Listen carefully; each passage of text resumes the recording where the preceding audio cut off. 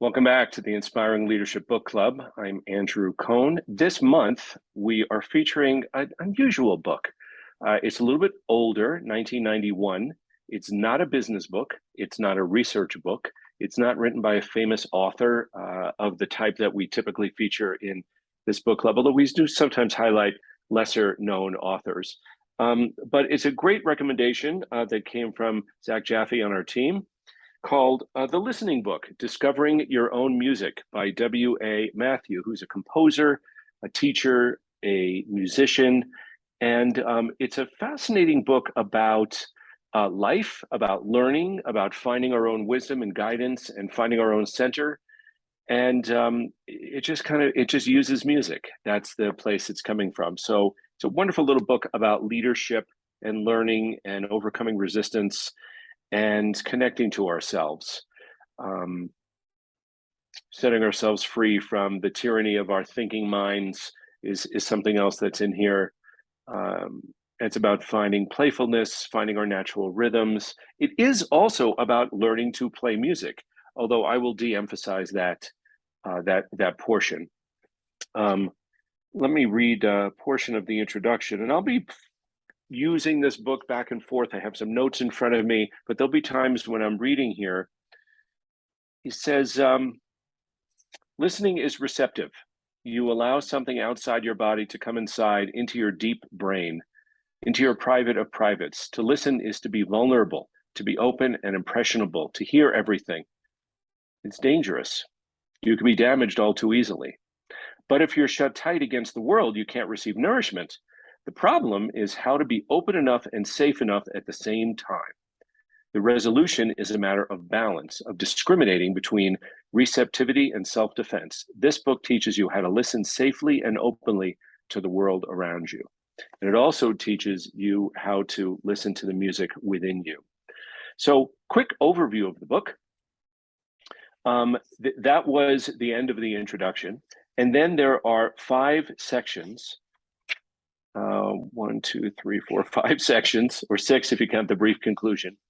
And in each one, there are little essays that range from 1 to 3 pages, and that's it.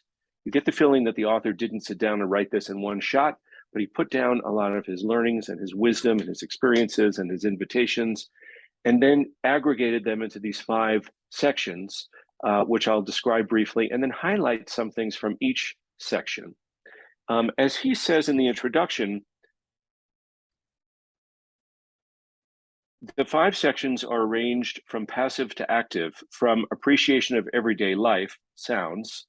So appreciation of everyday life sounds is quite passive. It's very open, could have a lot of application, to participation in musical practices. And that section is really more narrow about literally how to practice music and how to learn to be a musician and practice effectively. And then he encourages the reader to skip around, see what has most value, etc. I won't be focusing on the last section too much because that's really about learning to play and literally has suggestions about playing scales on the piano and listening to strings resonate in different ways. But there's even something quite valuable about leadership at the end, which I'll circle back to. Some of the earlier sections, though, are really quite lovely. So we could start with the first section, which is called listening.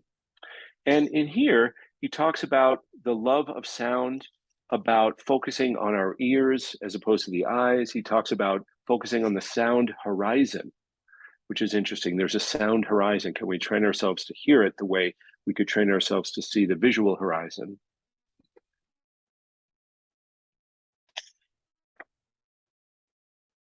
There's a wonderful line in the early part of the book that I think is really thematic of the entire book. And he says, the nature of sound works in your favor and rescues you time and time again from the tether of the mind, which I think is a lovely, certainly a lot of application there in our world of leadership development and executive coaching and otherwise. There's a brief chapter in this section called Symphonies of Place, and he talks about being present to hear the symphonies happening around us. So he has something in here that I could read called Symphony Number 2. Anyway, the encouragement here is to listen to what's happening around us, tune in, and then write it down. and the act of writing focuses us on what we're listening, brings us present. So Symphony Number 2, downtown Santa Rosa, California. It's a summer evening, after dinner, but still daylight. I'm on the perimeter of a pedestrian area surrounded by shops, a restaurant, a movie theater, sitting on a stone ledge near the theater entrance.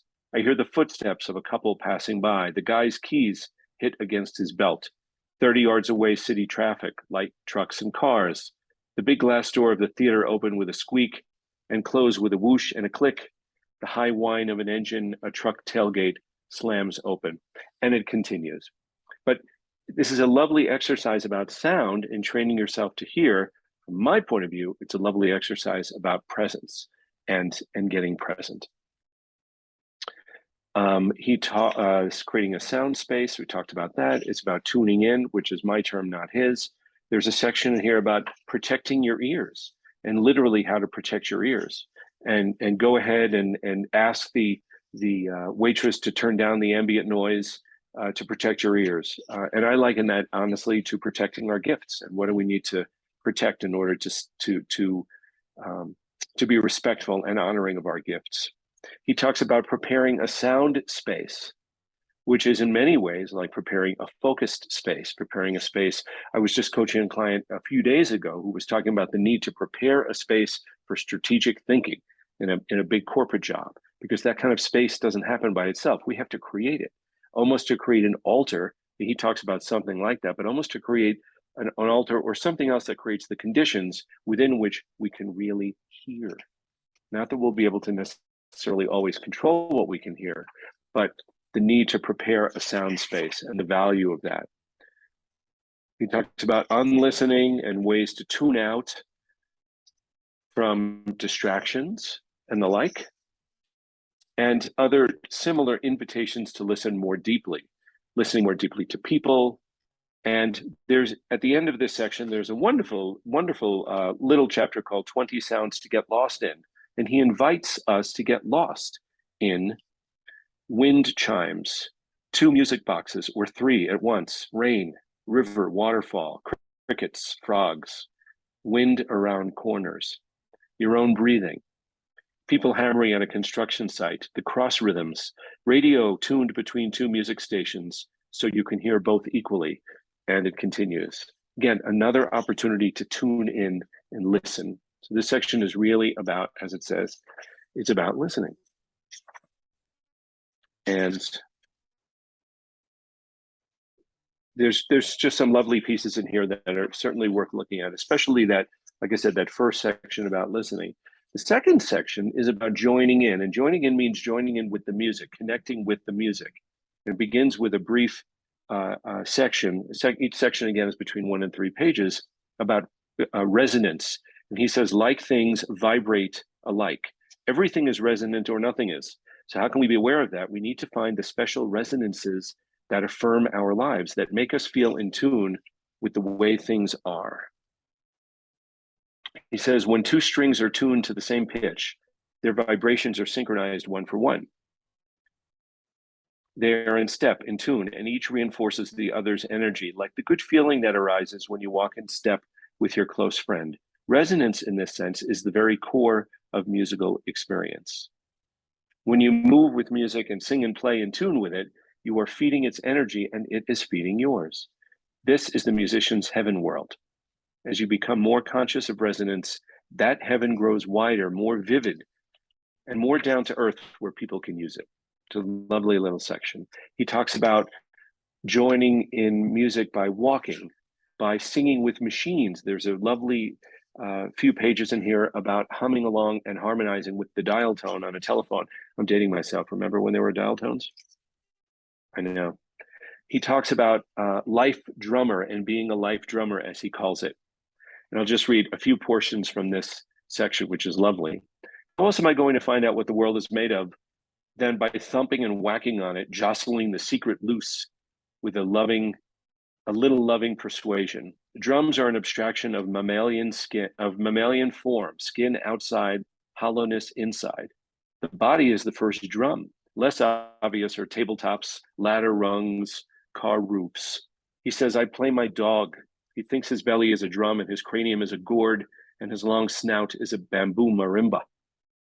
Everything has a sound, he says. Don't be shy. A tap with your finger might reveal a holy book. A life drummer, as he calls himself, or someone who participates this way, cannot pass a window, a fence, a pole without knocking or stroking out the sound of it. Let nothing be safe, he says, except the ears of others. So I liken this to, I had an image when I read this of, I don't know if you've ever seen the video clip of Albert Einstein walking past a metal fence in Princeton, knocking his umbrella along every vertical metal railing of that fence.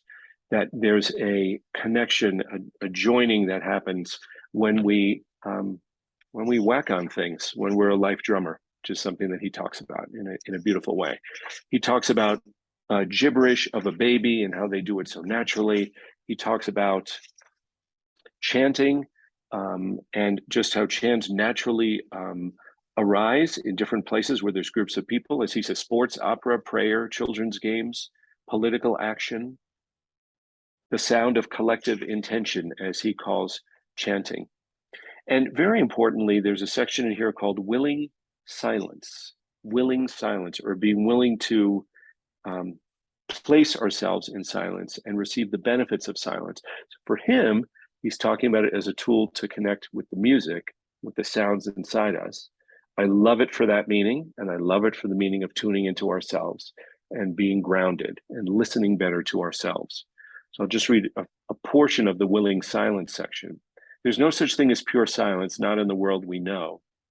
And yet we do experience what can be called relative quiet, the impression of silence. And this can be vivid and compelling. We are drawn to it. We're hungry for it, and it nourishes us.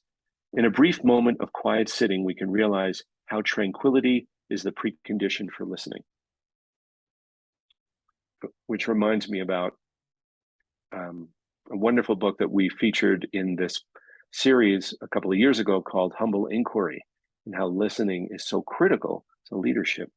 Our sense of silence is the other side of our sense of sound and gives definition and wholeness to it. I think if you do your silence homework, the ideal of silence will come close to you in unexpected moments. When you bend your will towards silence, you will find the effort life-giving. Willing yourself towards silence is the quintessential practice, the springboard for music. You could do a swan dive from it and enter directly into your work without making a sound. It's a lovely invitation to focus on silence as a baseline for what it is that we do and to doing it better and in a more focused way. The next section is called practicing. So there are lessons in here about literally practicing an instrument, persevering, overcoming resistance, all of which are leverageable to the leadership work that we typically focus on. And there's a beautiful philosophy in here as well, in addition to practical recommendations. So it talks about overcoming resistance. I put in a plug here for a wonderful book called The War of Art by Steven Pressfield, and maybe that's one we should feature in this book club at one point, about overcoming resistance as just critical for any type of creative endeavor. He talks about, well, there's a section in here called Telephoning Counts. It says, at first, the idea of practicing music comes from afar, like the idea of going to the tropics or getting married or building your own house. And the important thing is to allow the impulse to root and blossom in its own natural growing cycle. And again, this section is about, do we force ourselves to practice? How do we make peace with the resistance? There's two things you can do to nurture the process. One is to make an altar, but not a physical one, a temporal one. Reserving a place in your daily schedule gives practicing the time to happen. Eventually, your practice time becomes a bright corner of your day, a haven, a meeting with a friend who gives you stuff you didn't have before, like learning any type of new skill or new habit or new love. Clearing the forest is part of building the house. It takes a lot of energy to clear a little bit of land. And he's talking about clearing the time. And he says, even telephoning counts. When you're dialing the number of the babysitter, you can say to yourself, I'm doing music now. So it all counts. It's all part of the intention. He talks about the ace of practice as if like the ace up your sleeve. He says, make a no-nonsense deal with yourself to write down the night before the time you intend to practice the next day and for how long. For instance, on Tuesday evening, write Wednesday, 2 o'clock, 20 minutes. And write that down and carry it with you. And as doing that, you will put your attention to that place and make it more likely that you will practice by setting that clear intention to practice. So that's a little suggestion. I'm not surprised to see that suggestion, given some of what we've seen about, like the recent book talk on Getting It Done, or The Power of Habits, which again talk about the research behind writing things down. There's a wonderful section about overcoming resistance called I'm a Dork. That's IMA, new word, DORK. It says the practice of music can push every button you have, especially the one that puts yourself down. Sometimes I think my mantra is I'm a dork or something like that. And he proceeds to write later in this section, not having the right stuff is the American nightmare. When we seem to lack our quota of power or ability, we get scared. And from this fear comes self-anger. This is a deep problem, and I don't know the solution, but I do know that music can be learned only one way, by absorption in vibration. A mind immersed in the sound of sound does not have room for angry captions. So when I read that, I read it again. A mind immersed in the sound of sound does not have room for angry captions. When you hear that disparaging critic, don't try to shut it up because it can out-talk you. Slow down, take a deep breath, stand up, turn around, shake hands with the good energy in your striving, then fight vinegar with honey. Zero in on the sweet sound of musical sound. Your self-nagger may seem all-consuming and out of control, but musical tone has greater power than even that voice. It's a wonderful encouragement to keep going in the face of resistance. He talks about, there's sections here on disusable notions, like how to respond to the voice that says, I'm not musical, or you have to learn other people's music before you learn your own, or music from the rest of the world isn't as advanced as ours. There's a section here on the best excuses. I don't feel like it, I'm not inspired, but everybody's listening, etc. Just some great practical advice here. One thing I might call out here is the section, but everybody's listening, meaning what will they think? I will be judged, etc. I'm not comfortable because people are listening to my practicing. It's not my best work, etc. And this certainly translates over to our professional work that we might do, right? Well, it's not finished yet. I don't know if I want people to see it, if it's not quite perfect, etc. He said, so everybody is listening except you. They're listening to your music and you're listening to them. If you're practicing within your rightful territory, which means not aggressively disturbing them, respecting neighborly boundaries, etc. If you're practicing within your rightful territory, their listening is likely to be in your imagination. The chatter you hear is really your own chatter. When you practice, practice for you. When you daydream about what others hear, you miss the essence of your labor. Listen more keenly and forgivingly to your work and leave others to do their own work. Be an audience of one. Great advice, again, for overcoming this resistance or this critical mind. He talks about overcoming mistakes. And as he says, the goal is not to make music free of mistakes.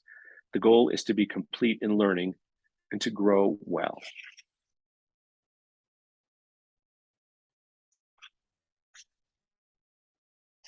Lots of sections here. I'm skimming over some things in the interest of time. There's a lot here.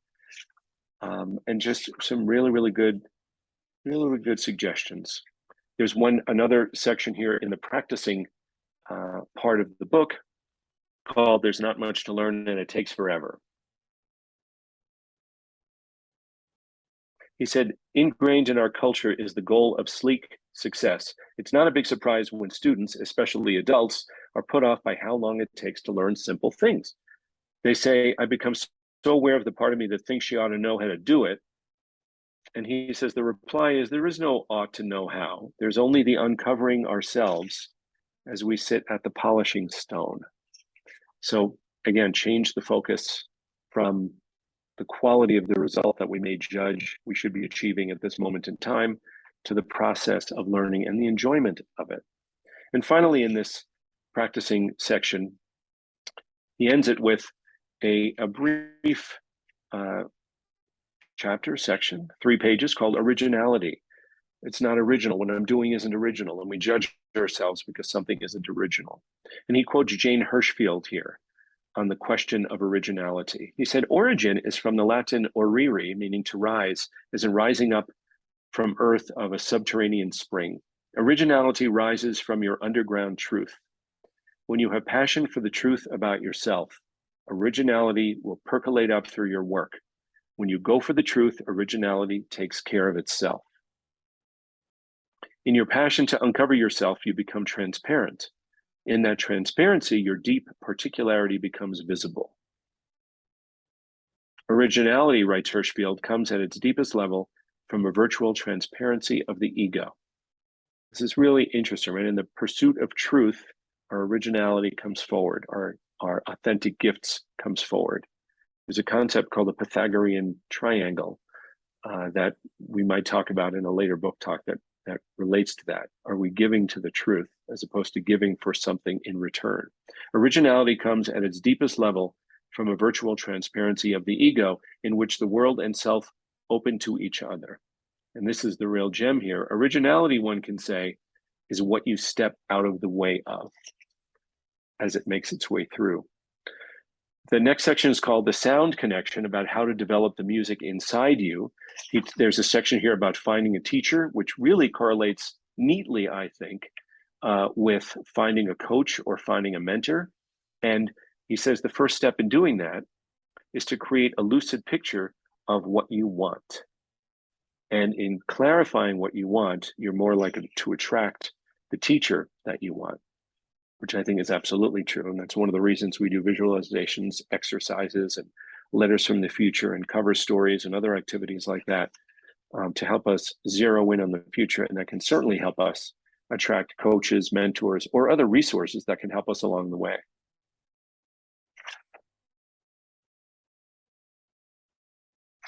He talks about the fear of music and something that can get in the way as well, right? He said we can basically be afraid. Let me start again. We can be afraid of anything: statues, love, moths, water. But I think we basically have two fears: death and our deep selves. Many forms of fear slow our bodies to a crawl and confuse our minds. We need a clue to recognize fear, no matter the disguise. Our own resistance is that clue. When we feel resistance, we know we're in fear. Whenever you resist what you want to do, fear is present. Poor concentration is fear. Procrastination, lack of coordination, diversionary tactics, hunger, doodling are fear. Fear is not bad, but unconscious fear is unconscious. Making the unconscious conscious is like opening your eyes in the dark. It's the work of waking up. And there's been a lot written about that, of course. But the way he ties it back to the artistry of music is he says artists must constantly guard against these hidden expectations that flap around their natural gift like dark birds. I think that's a lovely, lovely way to put it. And finally, later in this section called The Sound Connection, there's a really interesting little piece in here called Age Matters. And it's about being willing to be a student, being willing to develop new skills, new passions at any age. And as he says, start with where you are every time, no exceptions. Let your appreciation for what you already have become be preeminent. Then there will be an ecstasy to beginning something new, especially if you're old enough to see the arc of your life and the circle it is part of. You are never too old to learn music or too young. The trick is to identify continuously with the act of self-discovery in the moment. And he says, remember, you are wiser than you were even last week, and your heart and your ears are bigger.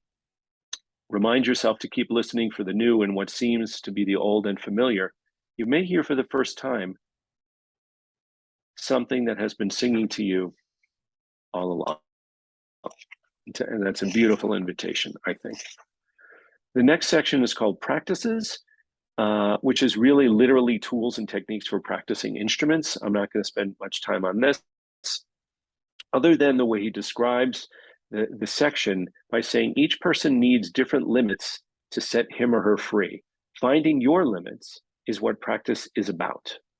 This is the most essential work of your teacher or coach, though sooner or later you learn to invent useful limits for yourself. And he proceeds to outline a number of different practices, literally musical practices, that help train us.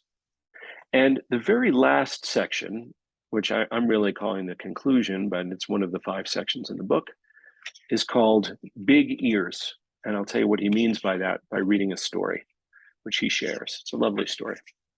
He says, in earlier years, I first began to go to the concerts of my teacher, my musical teacher. After the concert, people would stand around quietly smiling and say to him, "Thank you, thank you." In those same years, I gave day-long seminars during the day and then a concert at night. After the seminars, people would come and say, "Thank you so much." And in the evening, after a concert of my own improvisations, people would stand around and say, "Very interesting. That's very interesting." He said, this went on for years. I knew something was wrong. And then he said, at one point, I gave an all-day seminar followed by an evening concert. After the seminar, there were 25 people around. They all stood around and said, "Thank you, many thanks." And the evening concert was in the recital hall at Harvard University Music Department. At the end of the concert, people stood around and said, "Very interesting, interesting music. I was very interested." So after the concert, he was sharing a ride with his friend and expressing and sharing his experience. And he realized that he was angry about this distinction between thank you and interest. He said, I realized I was angry. My teacher sings, people say thank you. I teach, people say thank you. I play, people say very interesting. Teach, thank you, play, interesting, very interesting. If one more person tells me my music is interesting, I'm going to kill myself. And he said, my friend, and I love the way this is put here, my friend said softly, "What's the purpose of your life?" And he said, I must have been ready to hear the question because my entire life did become coherent in that moment. I saw that my mission had been to compress the world's music into a personal style, to squeeze the wisdom and beauty of cultures into a many-colored ball, which I threw into the air to win esteem from my listeners. I had studied everything and could demonstrate interrelatedness on all levels. I could use African and Asian and European essences the way Beethoven used themes and weave a planetary counterpoint spontaneously to show that it could be done and that I could do it. Naturally, people found that very interesting. My teaching had taken another tack. And his friend said, yeah, but what's the purpose of your life? And this is what he realized. In teaching, the act of showing off or parading my abilities would be obscene. The object of teaching is to bring others forward, to set useful examples, to foster self-confidence and a love of the medium.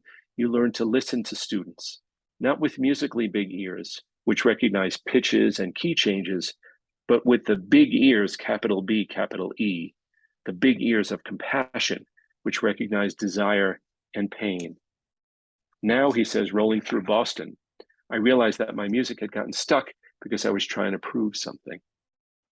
I hadn't stepped out of the way. Whereas in teaching, I did get out of the way. I had nothing to prove. I just gave. Now I had to learn to give my music away. My friend's question framed teaching and music making into one and the same life, a helping life. And he said, I thereafter began to hear music differently. So to me, that's a beautiful close to this book, the recognition of seeing our lives as an opportunity to give, an opportunity to teach, and therefore getting out of our own way. There's nothing to prove. And that is what he says, what helped him bring his most beautiful music forward. So I love that the book closes on that note, and my prepared remarks close on that note. So I would say thank you for joining us and participating. I'd love to hear what you think about this book, of course, as always, but this one in particular, because it really is an invitation to participate in a different way. It doesn't speak to our heads. It invites our hearts and our hands, in my view, which is why it's such a compelling book. And I thank Zach for recommending it. So Zach, any thoughts and comments about the book and what you might add? Well, thank you for another just excellent presentation on a book, and I'm so glad that you read it. I'm so glad that somebody else gets to read it, and I hope folks listening to this got a lot out of your presentation, because I sure did, even though I've read the book a couple of times. Right. And I love that ending. story is really Mm. powerful, and Hmm. Yeah.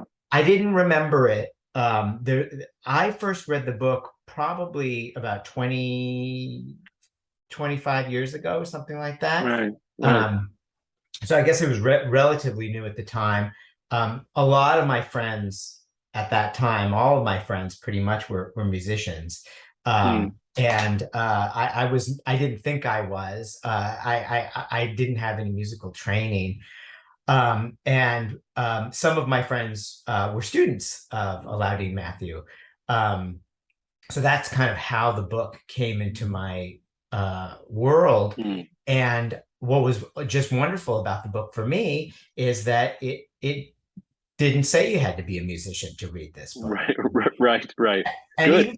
even the musical practices, which I do remember some of them from that time, are very simple for the most part. I think there are a couple that are a little trickier, but I really do think this book is for anyone who likes to listen, whether they're a musician or even if somebody who's not into music. That's kind of why I said, oh, this might be a good book Mm.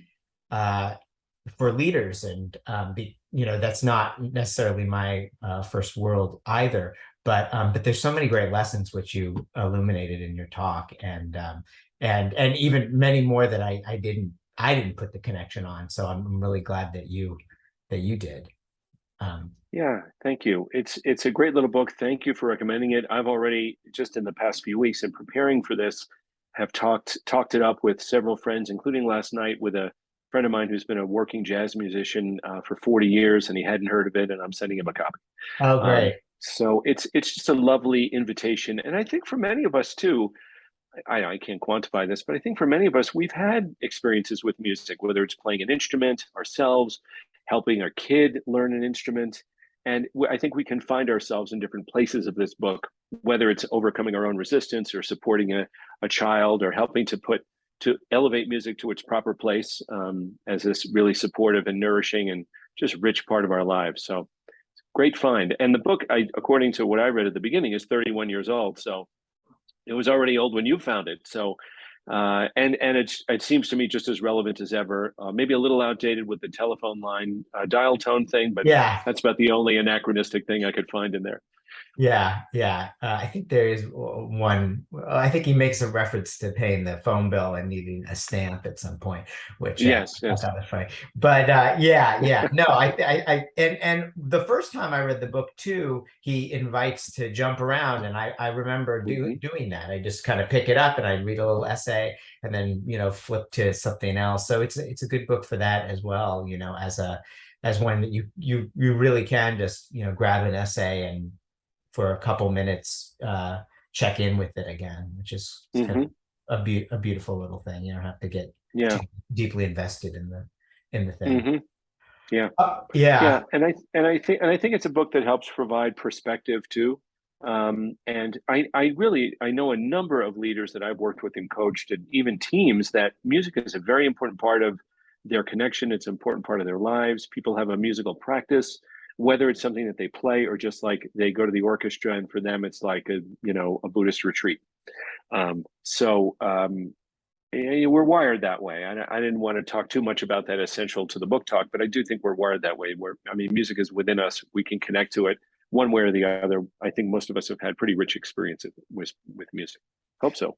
yeah, and I think that he does talk about that in the book, though, a little bit, just about the communal aspect of music, and how in some cultures, no one is a musician or isn't a musician. Everyone Hmm. participates in the musical life, in many cultures. Not Right. necessarily ours, but in our culture, we do have this kind of hierarchical, that is a musician because they've studied for Yes. this long. Yeah, so it's interesting way to look at it, throughout the world, and just us as humans, the origin of Hmm. societies, and yeah, and music is a way to it's another way to communicate with each other. Yeah. Absolutely. I mean, I'm singing and humming to my son before he could talk. Yeah, yeah, exactly. Yeah. And I'm sure I'm sure some of those, you know, songs are still within him as well now. You know? I like to think so. Yeah, yeah, I think so. Great, Yeah. great. All right. Well, thank you so much. Thank you. Thank you, Yeah, Andrew. thanks for the conversation. Yeah. All right.